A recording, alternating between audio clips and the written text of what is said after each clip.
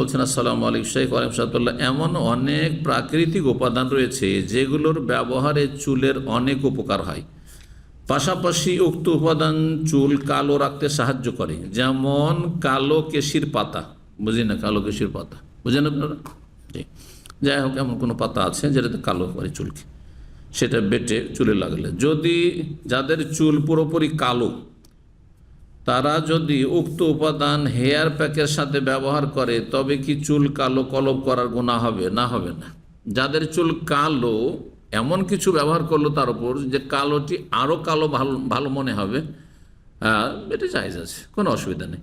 কিন্তু যাদের চুল সাদা হয়ে গেছে তারা যদি কালো মেহেদি বা কালো কলপ লাগায় সেটি জায়েজ নয়, সেটি নিষেধ, নবী সাল্লাল্লাহু আলাইহি ওয়াসাল্লাম হাদিস রয়েছে। জি, তবে ব্রাউন করতে পারবেন, কালো আর লালের সংমিশ্রণে মাঝামাঝি ব্রাউন করতে পারবেন, একেবারে গাঢ় কালো করা জায়েজ নয়। গাইয়ুরুশ শাইব পরিবর্তন করতে বলেছেন নবী সাল্লাল্লাহু আলাইহি ওয়াসাল্লাম পাকা চুল, তাহলে বোঝা গেল পাকা চুলকে কালো করা জায়েজ। ওয়াজান্নিবুহু সাওয়াদ, কালো চুলকে পাকা চুল করা থেকে বেঁচে থাকিও আর সেই চুলকে কালো করা থেকে বাঁচিয়ে রাখিও। এ হচ্ছে নবী সাল্লাল্লাহু আলাইহি ওয়াসাল্লাম হাদিস।